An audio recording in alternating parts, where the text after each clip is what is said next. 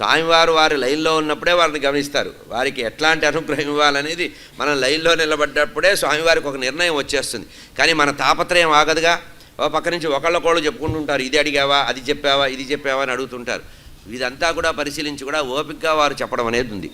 ఎవరికైనా చిన్న చిన్న సమస్యలు ఉన్నట్లయితే మంత్రానుష్ఠానం ద్వారా కానీ, హోమం ద్వారా కానీ, ఏదైనా దానాల ద్వారా కానీ, ఉపాసన ద్వారా కానీ వారి వారి యోగ్యతలకు సంబంధించి పరిష్కారాలు చెప్పడం అనేది అప్పటి నుంచి మొదటి నుంచి పీఠంలో ఉన్నది, ఇప్పటికి కూడా పీఠంలో ఉంది. భగవత్ శంకర పాదాచార్యుల వారి సంబంధించిన సమయంలో కూడా మనకి ఇటువంటి రెమెడీస్ చెప్పినటువంటి సందర్భాలు, చిట్కాలు అంటాం మనం లౌకికంగా చెప్పాలంటే. అంటే జీవుడు వ్యవహారంగానే ఉంటాడుగా జీవితంలో, కనుక వ్యవహారాన్ని వదిలిపెట్టకుండా లౌకికంగా కూడా కొంత ఆలోచించవలసి ఉంది కనుక ఈ రకంగా చేస్తూ ఉండేవారట. ఇట్లా స్వామివారు వచ్చినటువంటి యాత్రికులు వసతి సౌకర్యాలు సరిపోవటం లేదు, ప్రైవేటుగా ఎక్కడో ఉండడానికి ఎవరు ఇష్టపడరు. ఉంటే పీఠానికి సంబంధించిన ఆవాసాల్లోనే వారు నివసించాలి అనుకుంటారు కనుక వెంటనే శ్రీ శారదా కృప అనేటువంటి ఒక గెస్ట్ హౌస్ని నిర్మించారట. ఇది చాలా ఆ రోజుల్లో గొప్పగా చెప్పుకునేవారు. శ్రీ శారదా కృప అనేటువంటి అతిథి గృహం అటువంటిది నిర్మించి దానిలో యాత్రికులందరికీ కూడా యాత్రికుల సంఖ్య పెరుగుతోంది, వసతి తగ్గుతోంది, అందుకని విస్తరించి చేర్చారట. ఆ తర్వాత శారదా కృప కూడా సరిపోకపోతే యాత్రీ నివాసాన్ని నిర్మించారట. చాలా పెద్ద నిర్మాణం అది. యాత్రీ నివాసం నిర్మించి అతిథి గృహాలు నిర్మించారట. ఇంకా వీటన్నిట్లలో కూడా కేవలం ఏదో తలుపులు కిటికీలు పెడితే అవ్వవు కదా, సర్వసౌకర్యాలు. అంటే వచ్చిన యాత్రికుడు శ్రమ చేసి ఉంటారు, మొత్తము అక్కడ చాలా దూరాల నుంచి వస్తారు కనుక వారికి సంబంధించిన అతిథి గృహాల్లో సౌకర్యాలు కూడా మెరుగుపరిచి వాటిని ఆధునీకరించారట. ఇట్లా వచ్చిన యాత్రికులందరికీ కూడా వసతి సౌకర్యం చేయడం జరిగింది. తర్వాత యాత్రకు వచ్చేవారు సదాచారంగా భోజనం చేయాలి అనేటువంటి ఒక ఆలోచన ఉంటుంది. ఎందుకంటే అక్కడికి వచ్చి కూడా హోటల్లో తింటే ఇంకా యాత్రకు ఎందుకు, ఇంట్లోనే ఉండొచ్చు. ఇంట్లోనే స్వామివారి ఫోటో పెట్టుకొని ఇదే కడుపై కైలాసం అన్నట్టుగా ఉండొచ్చు. కానీ వచ్చే భక్తులకి సదాచారంగా అమృతప్రాయమైనటువంటి అమ్మవారి యొక్క ప్రసాదం కావాలని స్వామివారు ఏం చేశారట, అన్నపూర్ణ భోజనశాల అనేది ఉంది. అది పరిమిత సమయాల్లో ఉండేది ఒకప్పుడు. దాన్ని ఏం చేశారు, ఇప్పుడు ఉదయం నుంచి రాత్రి వరకు నడుస్తూనే ఉంటుంది అది. దానిలో కూడా మళ్ళీ సదాచారంగా తినేవారు, మడిగట్టుకుని తినేవారికి ఒక చోట, సార్వజనీనంగా ఉండే చోట ఒకటి పెట్టి ఉదయం పలహారం, మధ్యాహ్నం భోజనం, రాత్రి పలహారం అనేటువంటి పద్ధతుల్లో, అంటే విశేష సందర్భాల్లో ఉదయం పలహారం కూడా ఉంటుంది. మామూలుగా అయితే భోజనంతోనే ప్రారంభిస్తారు. యాత్రికులు వచ్చేటప్పటికి పొద్దున దాడుతుంది కనుక మధ్యాహ్న భోజనం, రాత్రి పలహారం అనే ప్రారంభం ఉండేది. తర్వాత ఉదయం పలహారం అనే స్థాయి కూడా వచ్చింది. ఇది చాలా వ్యయంతో కూడిన విషయం. ఇందులో రెండు రకాలు ఉంటారు, ఉద్యోగస్తులు ఉంటారు, తర్వాత సేవ చేసేటువంటి వారు ఉంటారు. ఈ రెండు రకాల వారు ఉంటే నిరంతరము కూడా అన్నప్రసాదం అనేది అమ్మవారి యొక్క ప్రసాదం కింద, అన్నపూర్ణ ప్రసాదం కింద ఉంటుంది. ఇట్లా ఆలోచిస్తే స్వామివారు భక్తులను అనుగ్రహించేటువంటి సందర్భాలు ఎట్లా ఉంటాయంటే, ఉదయం రోజుకు 2 సార్లు స్వామివారు దర్శనం ఇస్తారు. ఉదయం ఒకసారి, అంటే వారి అనుష్ఠానం అంతా అయిపోయిన తర్వాత వారి వ్యవహారాలు చూసుకున్న తర్వాత 10:30-11 ప్రాంతంలో వస్తారు.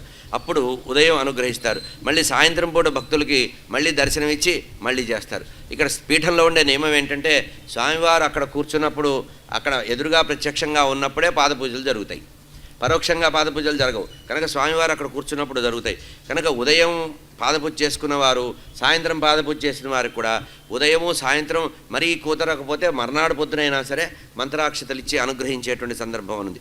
ఇట్లా వచ్చిన ప్రతి వారితో కూడా చిరునవ్వు చెదరకుండా వారి యొక్క ఆర్తిని వింటూ వారి ఆర్తికి సంబంధించినటువంటి ఉపశమనాన్ని కూడా కలిగించడం అనేది ప్రోత్సాహకంగా వచ్చిన భక్తుడిని ఆసక్తిగా వినడం, వారు ఏదన్నా చెప్పదలుచుకుంటే అది జ్ఞానాంశమైనా వినడం, లేదా తాపత్రయమైనా వినడం, వారికి ప్రోత్సహించడం, వారి యొక్క మనసులో ఉండేటువంటి తీవ్రమైన వేదనని పోగొట్టడం అనేది గమనం. ఇట్లా అంతేకాకుండా ఎవరైనా ఏదైనా సలహాల కోసం వస్తే వారికి చాలా అమూల్యమైనటువంటి సలహాలు ఇచ్చి, లేదు అవసరం వస్తే 4 రోజులు ఉండండి, మన మఠంలో కావాల్సినంత భగవంతుడి యొక్క ఉపాసన చేసుకోండి, బలాని చోట అర్చన చేసుకోండి, లేదా అధిష్టానాల దగ్గర జపం చేసుకోండి, లేదా ఈ మంత్రం చేయండి, ఈ శ్లోకం చేయండి అని వారందరికీ కూడా ఉదయం సాయంత్రం కూడా ఈ అనుగ్రహం ఇవ్వడం అనేది ప్రధానంగా గమనించవచ్చు.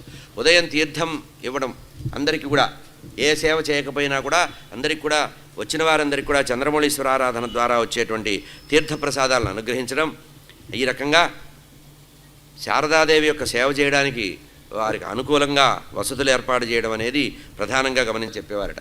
అయితే పదే పదే కోరికలే చెప్తుంటే మాత్రం మెత్తగా చెప్పేవారు. కోరికల్ని తగ్గించుకోండి, భగవంతుని కోరవలసిన విషయాలు కోరాలి, లౌకిక విషయాలు కోరకూడదని చాలా ఇదిగా చెప్పేవారట.